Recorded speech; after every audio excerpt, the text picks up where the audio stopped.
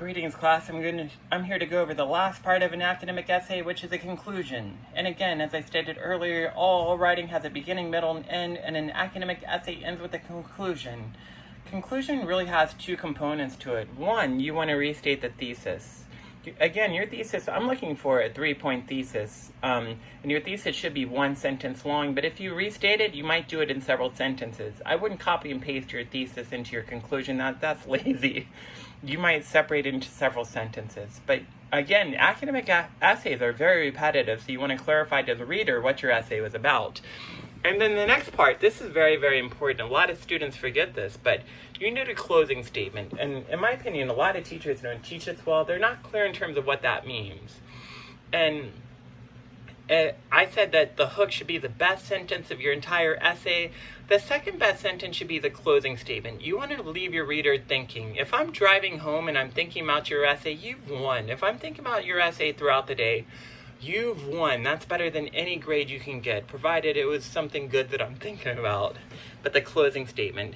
And a good way to look at a closing statement is, why do you care? Why did you write this? Why did you choose this topic? What was it about this topic that you cared about? And also, why should the reader care? Why should the reader be invested in this essay? What did you want them to get out of it? And I think these are the two components that a lot of students lack. They forget this, but it's why do you care? Why should the reader care? Why does your paper matter? When I was in college, I would end essays about children all the time. I would say dogs are great for children. I'd emphasize that at the end of my essay because I knew my teachers had children. So I would do a lot of essays doing that. But I think it's very good if you can connect your conclusion to why it matters and your reader as well. So I hope this helps. One thing you don't want to do in a conclusion is bring up new information. You don't want to say dogs are great pets, but let's take a moment to talk about cats. You don't want to bring up new information. But essentially, this is a conclusion. And I forgot to mention this as well. A general body paragraph is usually 4 to 5 sentences. Even a conclusion as well. Sometimes I see students do a 2 or 3 sentence conclusion, and it really doesn't justify your paper. Again, here you really want to emphasize, I spent a lot of time and effort. This is what I wanted you to get out of this. And if you do that, if you start thinking about conclusion this way, I guarantee you'll write better. So I hope this helps.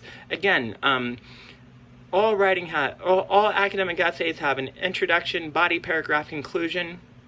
They might have several body paragraphs in it. When I was in college, I wrote 30-page essays. So they had numerous body paragraphs. Sometimes they only have 5 paragraphs.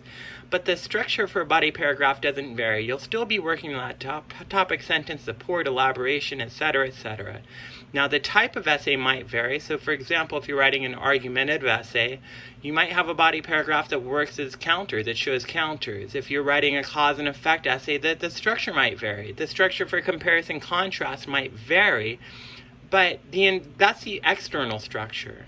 The internal structure, you're always going to need a topic sentence. You're always going to need support and things like that. So know that. I'm giving you guys tips for this class, but this is going to be very valuable in future classes as well. I hope it helps. If you guys have any questions on this, feel free to send me an email. Thank you.